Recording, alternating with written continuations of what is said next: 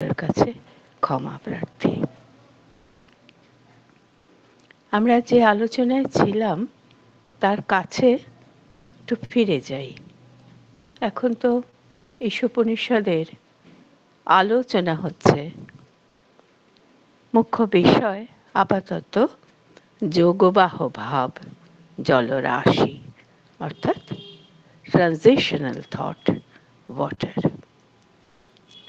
এই বিষয় সেই তস্মিন্নপো মাতরিষ্বা দধাতি সেই মন্ত্রাংশের থেকে দুটি শব্দ প্রভু এখন নানাবিধভাবে ব্যাখ্যা করে সেটি শিষ্যের কাছে বোঝাবার চেষ্টা করেছেন।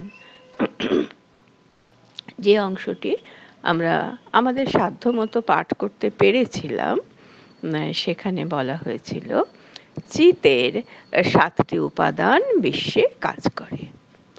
তার মধ্যে আমরা সাধারণভাবে 3টিকে জানি, তারা হলো দেহ, প্রাণ, মন। সেই দেহ, প্রাণ এবং মন সে কাজ করে ভাব এবং অভাবের সব শক্তির সংঘাতের দ্বারা ও জন্ম মৃত্যুর কোটিদ্বয়ের মধ্যে, জন্ম আর মৃত্যু দিয়ে ঘেরা হচ্ছে তার সমস্ত কর্ম। কারণ সব জীবনই হচ্ছে অবিরাম জন্ম বা হওয়া, যাকে সম্ভূতি শব্দের দ্বারা ঈশা প্রকাশ করেছেন। আর জন্ম মাত্রই কি হয় না, অবিরাম মৃত্যুর সঙ্গে সেটি বাঁধা থাকে। কারণ যা সম্ভূত হয়েছে নিত্য তার বিনাশ বা বিলোপ হয়। তার ফলে কি হয়, নূতনতর সম্ভূতিতে তার পরিণতি সম্ভবপর হতে পারে। কাজেই অস্তিত্বের এই যে ভাব, তার নাম দেওয়া হয় মৃত্যু। আর বলা হয় যে প্রগতির পথে এটা হচ্ছে একটা অবস্থা, এমন অবস্থা তা পার হতে হবে, তাকে অতিক্রম করতে হবে। ঈশোপনিষদের 11 থেকে 14 শ্লোকে এই কথাগুলি পরেও বলা হবে। আপাতত যদিও আমরা 3 থেকে 5 এরকম একটা মন্ত্রের ব্যাখ্যা প্রসঙ্গে রয়েছি, তবে সমস্ত মন্ত্রগুলি তো ওতপ্রোত, কাজেই যে কোনো মন্ত্রের আলোচনায় অন্যতর একটি মন্ত্রের প্রসঙ্গ আসতেই পারে। তাহলে দেখা যাচ্ছে যে প্রথম যে 3টি আমাদের জ্ঞানের পরিধির মধ্যে, আমাদের জানার পরিধির মধ্যে রয়েছে, সে হলো দেহ, প্রাণ, মন। কিন্তু এই অস্তিত্ব আমাদের সমস্ত সত্তা নয়। যেহেতু সমস্ত সত্তা নয়, সুতরাং আমাদের শুদ্ধ সত্তাও নয়। তাহলে কি রয়েছে? এর পশ্চাতে রয়েছে আমাদের অতি চেতন অস্তিত্ব, আর তারও 3টি উপাদান। তাহলে সপ্ততত্ত্বের মধ্যে প্রথম হলো দেহ, প্রাণ, মন। তার পূর্ণ শুদ্ধতার অভাবের কারণে তার পশ্চাতে যে অতি চেতন অস্তিত্ব রয়েছে, তারও 3টি উপাদান আমাদের প্রয়োজন হলো, আলোচনার কেন্দ্রে এলো। সেগুলি হচ্ছে সৎ, চিত, তপস ও আনন্দ। এর মধ্যে প্রথম দুটি আমাদের মতো করে আমরা একটু দেখার চেষ্টা করেছিলাম আগের দিন। সেখানে প্রভুই আমাদের বলেছেন যে সৎ হচ্ছে আমাদের সত্তার সার স্বরূপ, বিশুদ্ধ, অনন্ত ও অবিভক্ত। 3টি শব্দই বুঝিয়ে দেবে যে সেই সত্তা কিভাবে সার স্বরূপ হয়ে উঠেছে। তাহলে তার বিপরীতে যার অবস্থান, সে কেমন হবে? সে হবে জড় পদার্থের চিরচঞ্চলতার উপর স্থাপিত আর বিভাজ্য সত্তা। লক্ষ্য করতে হবে, সে যেহেতু সতের বিপরীতে রয়েছে, সুতরাং সে বিশুদ্ধও হতে পারছে না, অনন্তও হতে পারছে না, এবং বিভাজ্য হতে বাধ্য হচ্ছে। তাহলে সৎ কি হলো? সৎ হলো জড় পদার্থের দিব্য প্রতিরূপ, জড়ের দিব্য প্রতিরূপ। এটা মনে রাখতে হবে। অনন্তর চিত তপস। চিত তপস বলতে সাধারণভাবে কি বোঝালেন? যে চেতনার বিশুদ্ধ ক্রিয়াশক্তি। এখন আমরা বিশুদ্ধির দিকে এসেছি, কেন আগে জন্ম মৃত্যু দিয়ে ঘেরা যে একটি বিভাজ্য সত্তার মধ্যে ছিলাম, এখন কিন্তু যে তিনটি বিষয়ে আলোচনা হচ্ছে তারা প্রত্যেকেই হচ্ছে বিশুদ্ধ। আর চিত তপস হচ্ছে চেতনার বিশুদ্ধ ক্রিয়াশক্তি। প্রবৃত্তি নিবৃত্তি উভয় অবস্থাতেই সে স্বাধীন। এটাও তার একটা বড় বৈশিষ্ট্য, সে কিন্তু কারো কাছে ধরা দিয়ে থাকেনি। তার সংকল্প সুতরাং কি হতে পারে? সর্বজয়ী। তাকে যদি পরতন্ত্র হতে না হয়, স্বাভাবিকভাবেই তার সংকল্প সর্বজয়ী হতে পারবে। আর তার বিপরীত কি হবে চিত তপসের? আমাদের প্রাণের বাধা হতো সব ক্রিয়াশক্তি। জড় পদার্থ থেকে তাদের আহার্য আহরণ করতে হয় বলে সে পুষ্টির ওপর তাদের নির্ভর করতে হয়। এখানে আহার্য, আহার্য শব্দটি আমরা সবাই জানি আহারের বিষয়, যা আমরা প্রাণ ধারণের জন্য, সত্তাকে ধারণের জন্য, সব রকম অস্তিত্বের জন্য যার উপর নির্ভরশীল থাকি। আর এই আহার্য বলা হচ্ছে বলেই উপনিষদে সমস্ত জড় পদার্থকে অন্নং বলা হয়েছে। অধাতু, সে তো ভোজনার্থক, গ্রহণার্থক, সে হচ্ছে আহার্য। তাহলে দেখা যাচ্ছে যে জড় পদার্থ থেকে তাদের আহার্য আহরণ করতে হয়, তাহলে জড় পদার্থ হচ্ছে অন্ন স্বরূপ, সেই আহার্যের যোগান দেয়। সে পুষ্টির উপর তাদের নির্ভর করতে হয়, তার দ্বারা তারা সীমাবদ্ধ। এই হলো চিতের অবস্থা।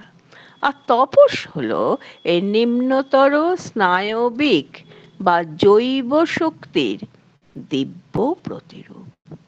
এটিও নিম্নতর শক্তি এবং নিম্নতর স্নায়বিক শক্তি, আর তাকে আমরা জৈব শক্তিও বলতে পারি। তার দিব্য প্রতিরূপ হলো তপস। তাহলে সৎ এবং চিত তপস এই পর্যন্ত আমরা আগের দিন একটু পাঠ করতে পেরেছিলাম। আজকের পাঠ শুরু হচ্ছে আনন্দ এই ধারণাটির প্রভুকৃত ব্যাখ্যা দিয়ে। এই আনন্দ হলো পরম সুখ, শুদ্ধ সচেতন অস্তিত্বের ও শক্তির আনন্দ। তাহলে আনন্দ বললেই তো প্রথম প্রশ্ন উঠবে, কার আনন্দ, কিসের আনন্দ, কেন আনন্দ? সবের উত্তর নিহিত রয়েছে শক্তির আনন্দ, অস্তিত্বের আনন্দ, আর তার যে চরিত্র হচ্ছে পরম সুখ আর শুদ্ধ সচেতন অস্তিত্ব। তাহলে শ্রী অরবিন্দ আনন্দ শব্দটিকে ব্যাখ্যা করতে গিয়ে বলছেন যে আনন্দ হলো পরম সুখ, শুদ্ধ সচেতন অস্তিত্বের ও শক্তির আনন্দ। তাহলে তার বিপরীতে কে থাকবে?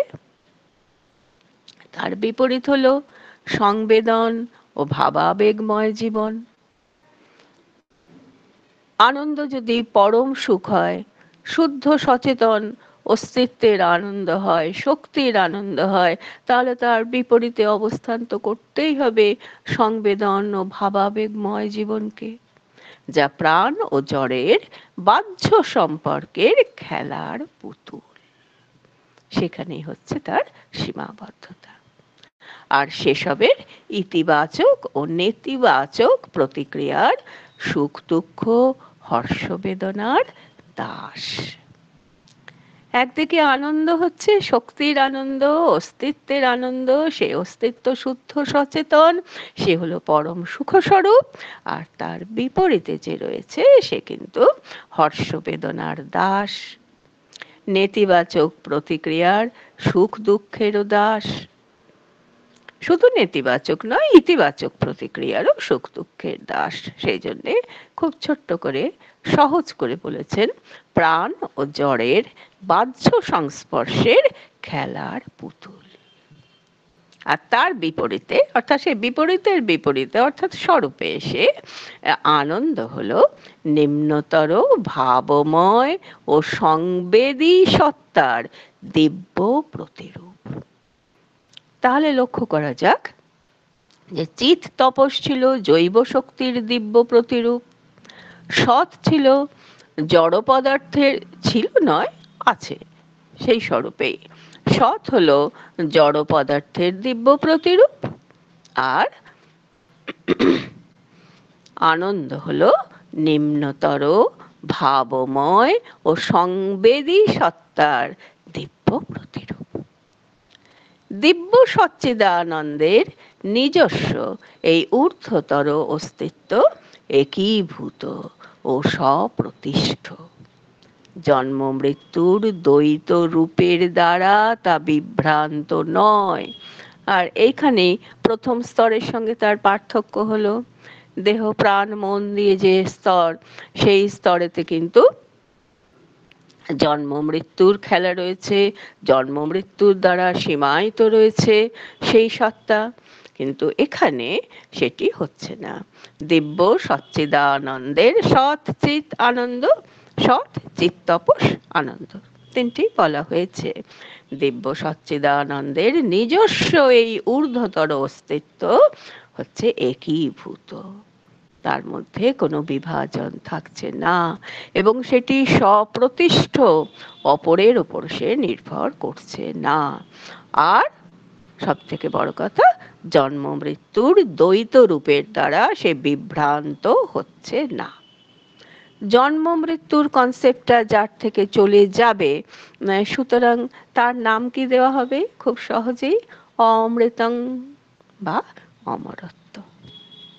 তাহলে সবকিছুর বিপরীতে গিয়ে এই সচ্চিদানন্দের ঊর্ধ্বতর অস্তিত্ব, সেটি হলো অমৃত বা অমরত্ব। এই হলো আমাদের সাধনার লক্ষ্য। মর্ত্য অবস্থা অতিক্রম করে গেলে এই পরম সুখেরই ভাগী আমরা হব। আর ঈশা তার মাত্র যে 18টি মন্ত্র, তার থেকে অন্তত 4টি মন্ত্রে, শেষ দুটি তো বটেই, 17, 18 এবং তারও আগে 11 এবং 14, যার কথা ওই বিদ্যাংচ অবিদ্যাংচ কিংবা অন্ধং তমঃ প্রবিশন্তি, এই সমস্ত মন্ত্রে যেগুলি বলা হয়েছে সেখানে এর উল্লেখ করা হয়েছে। অনন্তর প্রভু বলছেন, ঊর্ধ্বতর দিব্য অস্তিত্বের সঙ্গে নিম্নতর মর্ত অস্তিত্বের সংযোগ সাধন করে বিজ্ঞান।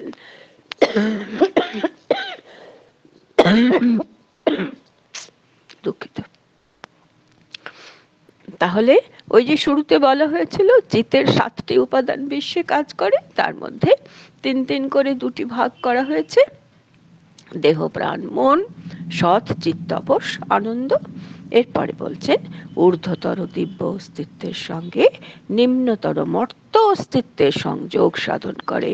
এই যে দুটি ছিল, দেখে মনে হচ্ছিল যেন তারা পরস্পরের বিপরীত কোটিতে তাদের অবস্থান, কিন্তু ঠিক তা নয়। সে হচ্ছে বিজ্ঞান।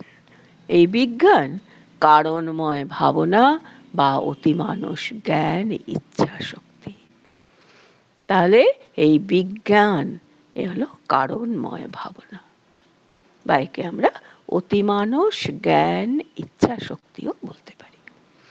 এই বিজ্ঞানই মন প্রাণ দেহের অব্যবস্থিত সব ক্রিয়ার আশ্রয় হয়ে এবং নিগূঢ়ভাবে সেসব নিয়ন্ত্রিত করে বিশ্বের যথাযথ ব্যবস্থা সুনিশ্চিত ও অবশ্যম্ভাবী করে। এই হলো বিজ্ঞানের কাজ। এই বিজ্ঞান বিষয়ে, এই শব্দটি বিষয়ে বিশেষ করে একটি ছোট করে টিকা করে দিয়েছেন স্বয়ং শ্রী অরবিন্দ। বলছেন, বিজ্ঞান মনের বস্তু বিবিক্ত ভাবনা বা ধারণা নয়। বিজ্ঞান এমন কোনো ভাবনা বা ধারণা নয় যা বস্তু বিবিক্ত, বস্তু ব্যতিরেকী, কিন্তু সেটি কি? অতিমানস সত্য ভাবনা, পরম সত্তার চেতনা, বল ও আনন্দ, নিজের অস্তিত্বের সমস্ত সত্য ও সামর্থ্য সামান্য ও বিশেষ জ্ঞানে নিক্ষিপ্ত। কেন জ্ঞান? সে সামান্য জ্ঞানও হতে পারে, বিশেষ জ্ঞানও হতে পারে। কাজেই বলছেন যে এই যে বিজ্ঞান, এই বিজ্ঞানই হচ্ছে মন প্রাণ দেহের অব্যবস্থিত যা কিছু ক্রিয়া তার আশ্রয় হয়ে থাকে, নিগূঢ়ভাবে সেগুলিকে নিয়ন্ত্রিত করে, বিশ্বের যথাযথ ব্যবস্থাকে সুনিশ্চিত করে, আর সুনিশ্চিত করার ফলে কি হয়? সেটি অবশ্যম্ভাবী হয়ে ওঠে। বেদে একে বলা হয়েছে সত্যং ঋতং বৃহৎ।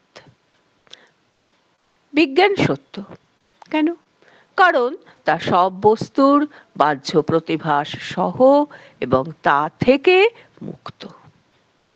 এটি হচ্ছে তার বৈশিষ্ট্য। তাই সে সত্য। সত্যরূপ প্রত্যক্ষ দর্শন করে আর তাকে প্রতিরূপিত করে। সেই সত্যরূপকে সে প্রত্যক্ষ দর্শন করে তাকে প্রতিরূপিত করতে পারে। সে ঋত কেন হলো? সে ঋত বা ধর্ম, কারণ চিতের সিদ্ধিপ্রদ ক্রিয়াশক্তি, আর সুন্দর শব্দবন্ধ, সিদ্ধিপ্রদ ক্রিয়াশক্তি, যা সিদ্ধিও প্রদান করতে পারে অথচ সে নিশ্চেষ্ট নয়, সে ক্রিয়াশক্তি তার মধ্যে নিহিত আছে বলে সব বস্তুর প্রকৃতি অনুসারে এবং পরিপূর্ণ জ্ঞান ও ভবিষ্যৎ দৃষ্টি সহকারে সবের অভিব্যক্তি সে সাধন করে। তাহলে এই জন্যেই সে হলো ঋত বা ধর্ম, কারণ চিতের সিদ্ধিপ্রদ ক্রিয়াশক্তি তার মধ্যে আছে। কাজেই যে কোনো বস্তুর প্রকৃতি অনুসারে আর পরিপূর্ণ জ্ঞান এবং তার ভবিষ্যৎ দৃষ্টি সহকারে তার অভিব্যক্তি সে সাধন করতে পারে। তাকে সত্যং বলা হয়েছে, ঋতম বলা হয়েছে, বৃহৎ বলা হয়েছে। বৃহৎ কেন বলা হলো? কারণ তার স্বরূপ হলো অনন্ত বিশ্বধীর মতো। ভারী সুন্দর শব্দ, বিশ্বধী। সব বিশিষ্ট ক্রিয়া যার অন্তর্ভুক্ত। যা বিশ্বধী হবে, ধী শক্তির কোনো অংশই তো আর তার থেকে বাদ দেওয়া যাবে না। কাজেই সব বিশিষ্ট ক্রিয়া যার অন্তর্ভুক্ত। পরম সত্যরূপে বিজ্ঞান বিভক্ত চেতনাকে আবার এক অদ্বিতীয়ের দিকে চালিয়ে নিয়ে যায়। যেহেতু বিজ্ঞান হলো পরম সত্য, সুতরাং যা বিভক্ত চেতনা তো আছেই, তাকে আর এক অদ্বিতীয়ের দিকে চালিয়ে নিয়ে যায়। তার এই চালিকা শক্তি তাকে এতটা ক্ষমতাশালী করেছে। এর ফলে কি হয়? বহুত্বের মধ্যেও সে সব বস্তুর সত্যরূপ দর্শন করে। বহুত্ব যেমন রয়েছে, আবার মনে রাখতে হবে আমরা সেই এক এবং বহুর মূল আলোচনা থেকেই শুরু করেছিলাম, করতে করতে এখানে এসে পৌঁছেছি। তাহলে ব্যাপারটা এই দাঁড়ালো, যা যেভাবে প্রায় ফর্মুলেট করেছেন শ্রী অরবিন্দ এই পুরো আলোচনাটিকে, যে নিম্নতর বিভক্ত বুদ্ধির দিব্য প্রতিরূপ হলো বিজ্ঞান। আচ্ছা, এই পর্যন্ত। প্রণাম। সকলে ভালো থাকবেন।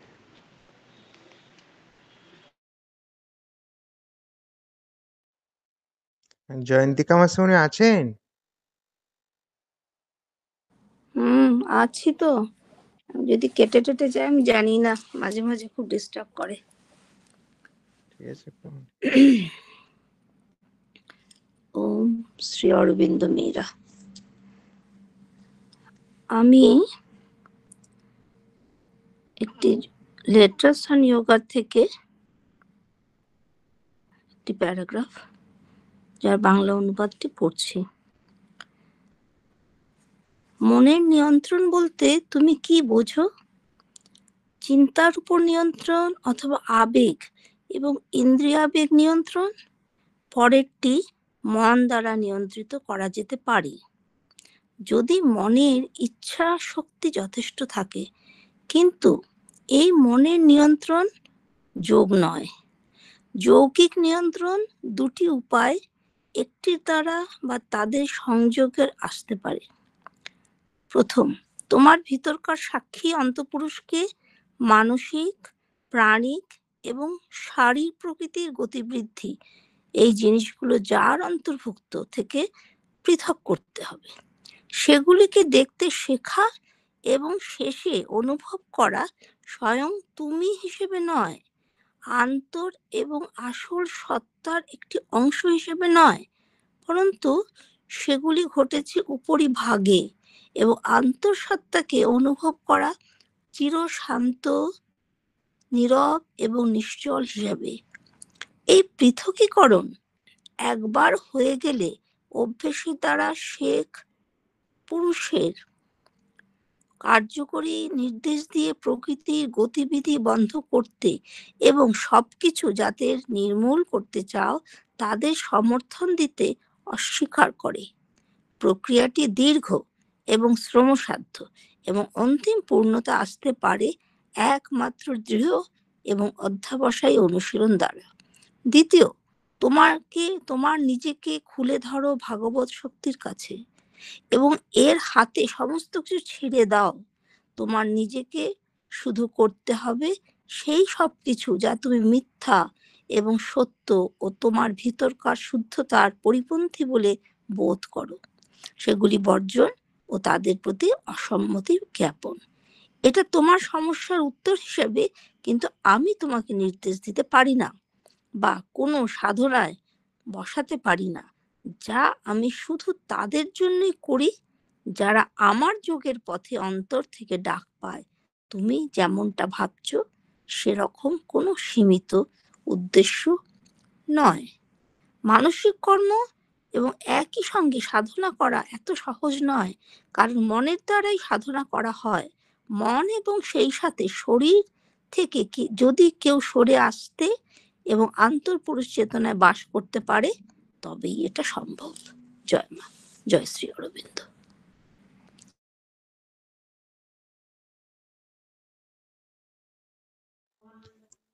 আমাদের সময় প্রায় শেষ, 9টা বাজতে যায়।